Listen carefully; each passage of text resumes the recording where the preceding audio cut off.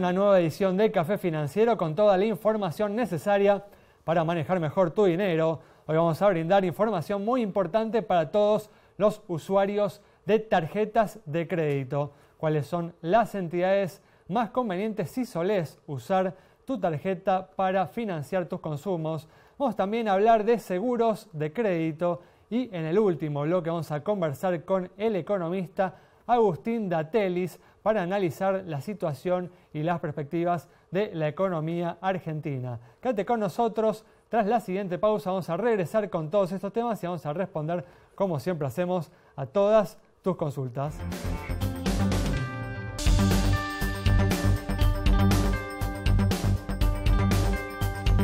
Estamos aquí con la presencia de Santiago Chelala, como siempre, y también está con nosotros Paula Bujía, al igual que el miércoles, en esta oportunidad, como hacemos todos los viernes, para brindarles a todos ustedes algunas recomendaciones de inversión. ¿Qué tal? ¿Cómo andan? Hola, ¿qué tal? Gracias por estar una vez más aquí. Bueno, arrancamos con la información que es mucha, como siempre, que tenemos para hoy. Vamos a comenzar hablando de un informe que se difundió esta semana sobre la situación del comercio exterior argentino. Y si bien en marzo volvió a registrarse un déficit comercial importante de 611 millones de dólares, un dato positivo que por primera vez en 14 meses las exportaciones crecieron más que las importaciones, 17% contra 9%. Y uno de los motivos, Santi, de este buen desempeño de las exportaciones argentinas ha sido la recuperación de Brasil. Y hay que decir, los envíos argentinos, las exportaciones argentinas al Mercosur crecieron en marzo un 33%. Sí, el factor Brasil es clave para la recuperación del sector externo argentino. Con el dólar planchado uno podría esperar que la economía vaya perdiendo competitividad. No fue afortunadamente lo que pasó en marzo. También hablábamos tendido de esto, largo y tendido, te decía el miércoles, ¿no? Con Emilio Apud cuando nos visitó, acerca de la buena performance del sector energético argentino, ¿no? Cómo han subido las exportaciones del sector energético. Y como decís, dentro de este panorama, con el dólar planchado y un déficit que había superado los 1.000 millones mensuales, digamos, ¿no? En los últimos ejercicios, estos 611 millones con una recuperación de las exportaciones es realmente un alivio. Tengamos en cuenta que la Argentina está pasando y sufriendo los efectos de la sequía, que se calcula que en total va a tener un costo de menores dólares, de menores liquidaciones de 3.000 millones. Así que todo esto hacen ver que el resultado, junto con lo que fue, Ale, también hay que recordarlo, que esta semana se conoció también el EMAE, con una recuperación de la economía la más importante en los últimos 4 años, todo hacen pensar que justamente el empuje de la actividad económica está teniendo su correlato también en el sector externo, con un déficit por lo menos menor que en los últimos meses. Hay que decir, ¿no?, que el déficit comercial es una señal importante respecto, ¿no?, a lo que puede suceder con la economía. El saldo comercial tiene que tender en los próximos años a equilibrarse o incluso a lograr un superávit, porque no se puede financiar indefinidamente el desequilibrio externo que tiene hoy la economía argentina, ¿no? Tarde o temprano se va a agotar el financiamiento o se va a empezar a dudar de la capacidad de pago de la Argentina si seguimos financiando un desequilibrio tan importante, ¿no? Sí, Ale, y también pone en jaque lo que fue la política de acumulación de reservas del Banco Central. Recordemos que parte del déficit comercial se paga con un costo de menores reservas. Si a uno a eso le agrega las reservas que está poniendo el Banco Central para tratar de que el dólar no se dispare y controlar la inflación, bueno, justamente, no sé si ustedes recuerdan, pero cuando el presidente del Banco Central explica, dicen, miren, nosotros hemos aumentado las LEVAQs, pero también hemos subido las reservas. Bueno, ojo, porque cuando empiezan a bajar las reservas, las LEVAQs se mantienen, Entonces el patrimonio del Banco Central también comienza a ser un factor de riesgo. Desde ya. Bueno, muy bien, vamos a cambiar de tema y como les adelantaba hace unos instantes, vamos a hacer lo que hacemos todos los viernes, vamos a brindar a los ahorristas, a los inversores, que quizás esta semana se sintieron, ¿no?, un poco más desconcertados de lo habitual con las turbulencias internacionales. Bueno, acá Paula nos trae algunas recomendaciones para, podemos decir, surfear este temporal que se ha dado en los últimos días. Sí, es una buena definición. La otra vez cuando estuve, hace un par de meses atrás, yo recomendaba LEVAQs y realmente con el tipo de cambio o el peso planchado o el dólar planchado como estuvo, fue claramente la mejor inversión. Con las turbulencias que estamos teniendo estos días y con lo que decía Santi, que el Banco Central tiene que salir a defender la moneda, yo sería un poco más cautelosa y pasaría parte de la cartera a dólares. Si la gente no se siente, lo encuentra muy complicado el tema de comprar letes, que es la inversión en dólares de las más fáciles o de las más seguras, otra alternativa son los fondos. En Alaria Ledesma tenemos un fondo que se llama Alaria Dólares Plus, que invierte en títulos públicos de corto plazo y corporativos también de 1 o 2 años de duración, que es corto, o sea, no tienen mucho riesgo y presenta una buena tasa entre un 4 y un 5% anual. ¿Y son herramientas para inversores conservadores estos? Sí, totalmente, porque son bonos realmente cortos y de muy buen crédito. La mayoría está en títulos públicos de corta duración y en algunos corporativos, pero de muy buen crédito y muy baja duración, en un 25-30% de la cartera. Muy bien, perfecto. Y vamos a ver, para algún inversor más atrevido, ¿qué recomendación tenés? Para un a ver, mira, yo creo que la volatilidad y la corrección que tuvo los títulos públicos argentinos, como el Global 21, el 20 o inclusive la I-24, son oportunidades de compra para un inversor de más largo plazo. Obviamente, los estás viendo a un lindo precio. Sí. Yo creo que el riesgo país argentino ha subido en los últimos tiempos, sobre todo desde las turbulencias de febrero, y yo creo que los precios de entrada son buenos. Esto es para un inversor que no necesita la plata de forma inmediata, sino con un plazo de al menos un año, te diría. Y además que puede obtener una renta atractiva en dólares, ¿no? Sí, entre un 5 o 6%, nuevamente en títulos relativamente cortos, ¿no? Pero nuevamente es otro tipo de riesgo y es para alguien que no necesita la liquidez de forma inmediata. Desde ya. Por eso aclaramos que es una recomendación para un inversor más atrevido, ¿no? Sí, correcto. Muy bien, perfecto. Bueno, vamos a cambiar de tema y vamos a brindar información para todos, muy importante además, para todos los usuarios de tarjetas de crédito, de cuáles son las entidades más convenientes si solés usar la tarjeta para financiarte. Así es, a tener en cuenta porque hay mucha diferencia entre los bancos. Si elegimos financiarnos con, por ejemplo, un banco público o un banco privado, vamos a ver que también las diferencias son abismales. Y por supuesto tener en cuenta que cuando uno no paga el total de la tarjeta, financia una parte cuando se van acumulando las cuotas y no llegamos a pagar el total, la tasa de interés que se paga es muy alta, así que hay que tratar de evitar este tipo de financiamiento. Pero bueno, vemos en pantalla cuáles son las tasas que cobran los principales bancos. Fíjense, Banco Nación la más barata, 38%, casi que duplica la inflación. 39 Banco de Tierra del Fuego, 45 Ciudad, hasta aquí bancos públicos, Credicop 48, al igual que Corrientes, Credicop Cooperativo.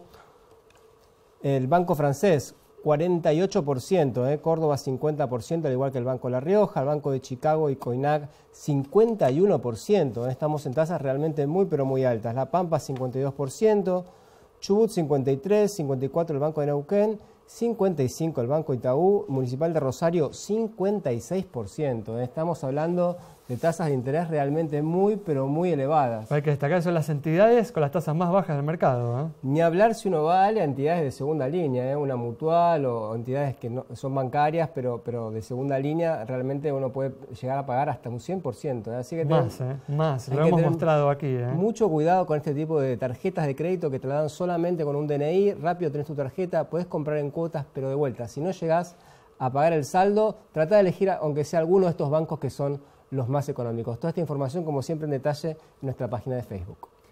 Muy bien, con este tema cerramos el bloque. Quédate con nosotros. Al regreso vamos a estar hablando de seguros de crédito. Arrancamos este bloque que, como todos los viernes, lo dedicamos a analizar en detalle algún producto de seguros, algún producto de bancos. Hoy nos vamos a concentrar en seguros de crédito. Este producto que no es muy conocido en nuestro país. Vamos a hablar para ello con Juan Martín Devoto, que es gerente general de Insur. ¿Qué tal, Juan? ¿Cómo andás? Gracias. ¿Qué tal, Alejandro? Gracias por estar aquí, Juan. Bueno, contanos, justamente no es muy conocido este producto. Contanos en qué consiste el seguro de crédito. El seguro de crédito básicamente cubre las cuentas por cobrar, tanto del mercado doméstico como de exportación. o sea, que el transcurso del tiempo hace que las empresas tengan riesgo en la cobranza de sus cuentas, con lo cual la contratación del seguro achica ese riesgo. O sea, estamos hablando de empresas que realizan ventas que no son al contado, ventas a crédito, y esta cobertura les permite cubrirse contra la posibilidad de que esa factura no se pague. Claro, ese impago que es clave para las empresas. Estamos hablando de empresas chicas, medianas, grandes. Este seguro en todo el mundo funciona y es imprescindible. No se vende mercadería a crédito sin el seguro de crédito. Eso tiene que entenderlo el mercado. Y la realidad es que Argentina ha entrado en una fase de certidumbre económica o de continuidad económica que permite que las empresas proyecten a largo plazo y que incorporen esta herramienta en su metodología de trabajo.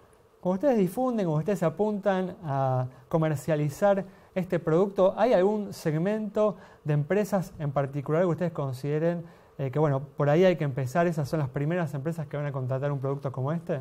Hoy no está encasillado en un sector. Agro, retail, bodegas, consumo masivo, alimentos, plásticos, industria.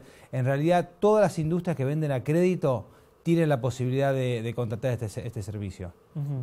La realidad es que hay muchas empresas que todavía se autoaseguran. Ese es nuestro mayor desafío, lograr que las empresas dejen de pensar de esa manera y utilicen los beneficios de la bolsa. ¿Cómo se hace para contratar este seguro? Bueno, básicamente los requisitos son muy pocos, proyección de ventas, estadística de siniestralidad, atomización de clientes. Lo que busca la empresa es conocer las ventas que realiza el cliente y de esa manera podemos otorgarle un pricing, como se dice, para saber cuál es el costo del seguro. O sea, la peculiaridad, ¿no?, de este producto es que a vos te paga un cliente para cubrirse del riesgo de una empresa que no siempre vos conocés, ¿o sí? ¿Cómo es esto? En algunos casos conocés más, conocés menos, tenés más o menos información. Argentina no tiene tanto red de información y uno a veces tiene que completarla. Entonces, lo que existe es, bueno, te cubro la cartera. Todos mis clientes, no solamente los malos, como pretende un asegurador, y tampoco todos los buenos, como pretenden las compañías. Ahí es donde de repente lo que buscamos es cubrir toda la cartera para atomizarlo y que sea más sencillo asumir el riesgo y tampoco sea tan caro, porque si no, si estoy cubriendo un cliente solo, y la verdad que el seguro es demasiado caro. Claro, esto se hace a partir de ver el historial de cobranzas de la compañía. Total, uno ve hacia atrás, pero también ve hacia adelante, porque quizás el objetivo de las compañías es crecer o entrar en mercados que generalmente no conoce. Entonces, ahí es donde se produce esa incertidumbre. Entonces, miramos para atrás, pero también monitoreamos el futuro, que es donde de repente está las ventas de la compañía, que le permite seguir creciendo y afrontar todos sus desafíos. ¿Y de qué costo estamos hablando cuando hablamos de un seguro de estas características, Juan? Por ejemplo, tenemos el proyectado de ventas y tendríamos, no sé, un porcentaje así a grandes rasgos, no sé, del 0,3% al 0,8% de las ventas. Pasa que arrojar un costo es muy difícil. Es que obviamente sí. Es un traje a medida. Algunos venden a crédito, consignación, otros entregan a 60 días. Pero ponemos un rango, ¿no? Un mínimo y un máximo. Mirá, por 0,2 a 0,8 a 1% de la proyección de venta. Eso es lo que tiene el costo de este seguro. Muy bien. Y decime, como para ir cerrando, ¿por qué no está tan extendido en nuestro país este seguro? Quizás porque en algunos casos conocemos mucho a nuestros clientes o a lo mejor los vaivenes económicos imposibilitaron el desarrollo del producto. Entonces, quizás uno se salvaguardaba las empresas internamente. Está cambiando esa cultura, se está profesionalizando las empresas, incluso las familiares, que tenemos un gran, digamos, dentro del mercado argentino, es enorme. Entonces, lo que sucede es esto, la profesionalización, la adopción de empresas terciarizadas que se encargan del monitoreo y en todo caso de indemnización frente a impagos es fundamental. Muy bien, bueno, muchas gracias, Juan. Nos vamos entonces con información sobre seguros de crédito a un corte. Quédate con nosotros. Al regreso vamos a estar dialogando con el economista Agustín Datelis.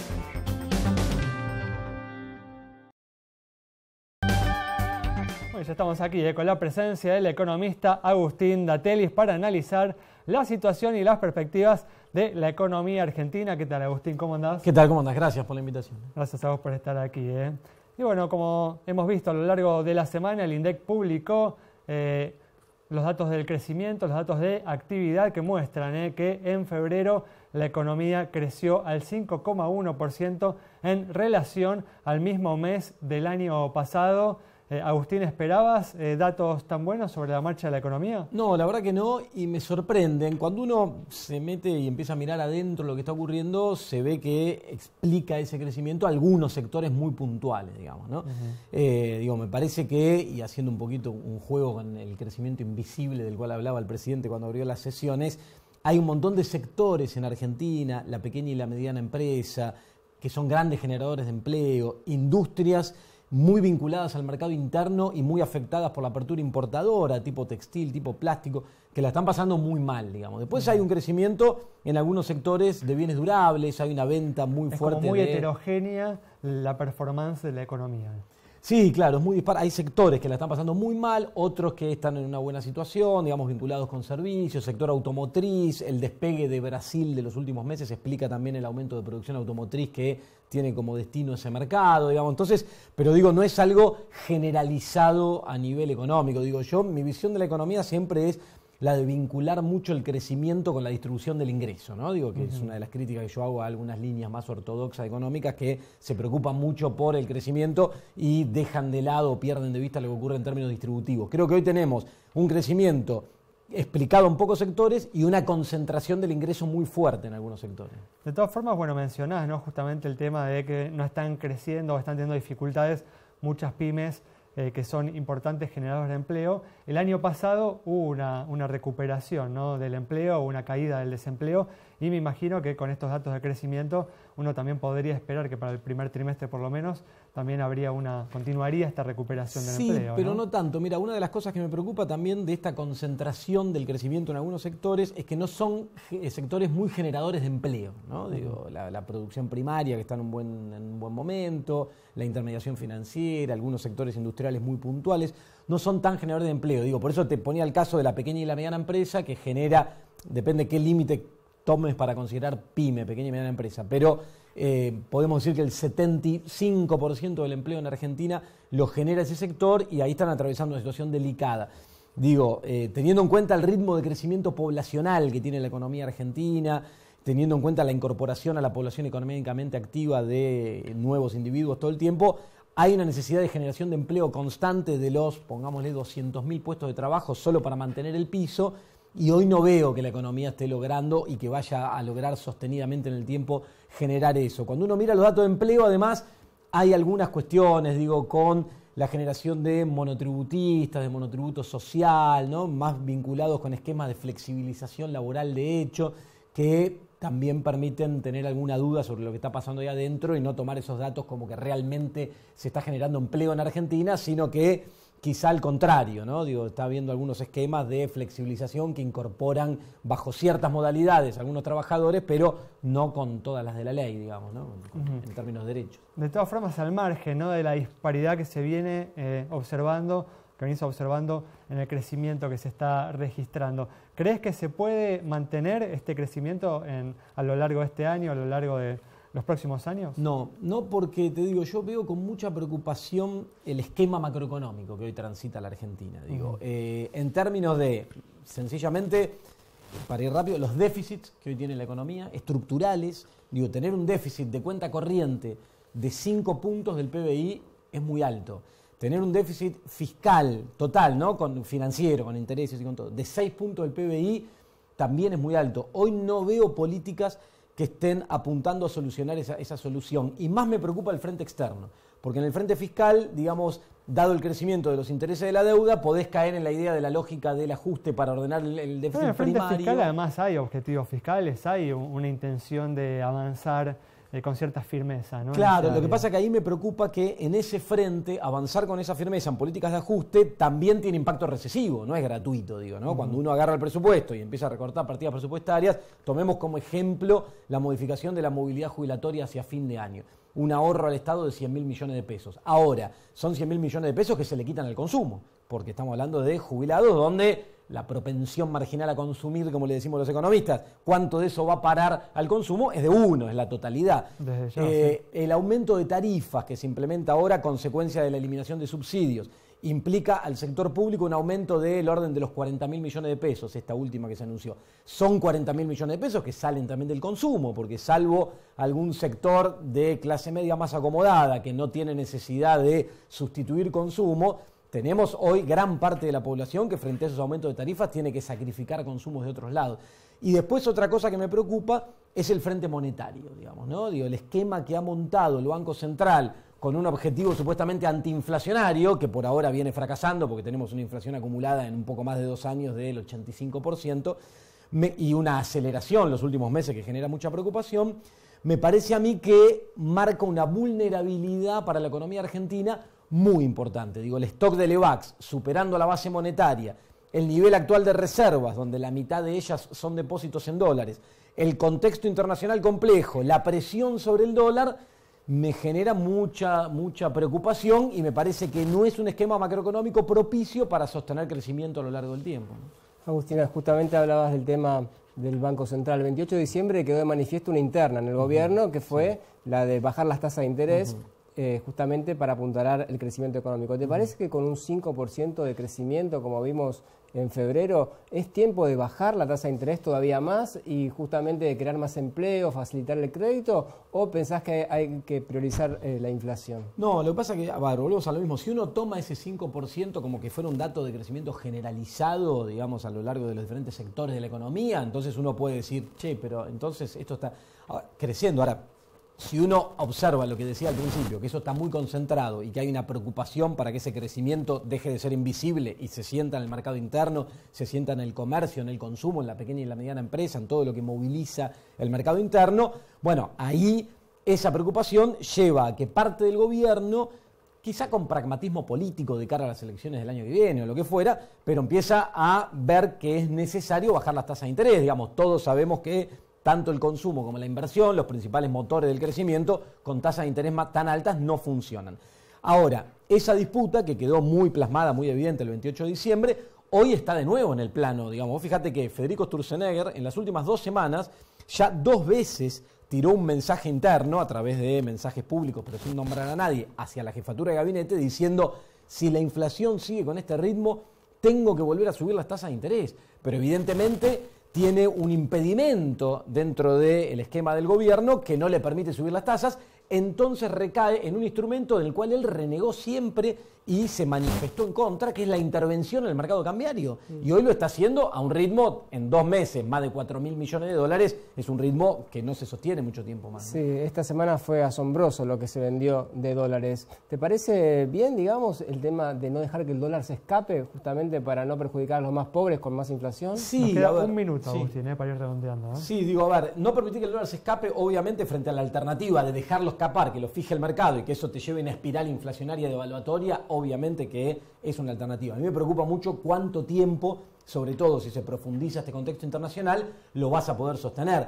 Hasta ahora, cuando uno toma la experiencia de los últimos 2 años, nunca interviniendo en el mercado, el Banco Central en el mercado logró frenar una suba del dólar. Solo la frenó cuando subió las tasas. Ahora, acá está la duda. Primero, ¿lo va a dejar el ala política, jefatura de gabinete, al presidente del Banco Central subir las tasas? Y segundo, si sube las tasas, ¿qué va a pasar con la actividad económica de acá en adelante? Entonces, estamos en una situación muy compleja donde el equilibrio muy inestable en el que estamos transitando es entre una actividad económica que parece que repunta un poquito y puede abortar y empezar a caer de nuevo en una recesión con problemas sobre el empleo, o un esquema monetario devaluatorio inflacionario que nos puede llevar a un escenario muy complejo, ¿no? Muy bien, bueno, Agustín, muchas gracias. No, gracias a usted. Nos vamos con este análisis detallado de Agustín Datelis sobre el crecimiento que se ha registrado en esta primera parte y las amenazas que se ciernen sobre el mismo. Nos reencontramos el próximo miércoles a las 20:30 aquí en Metro.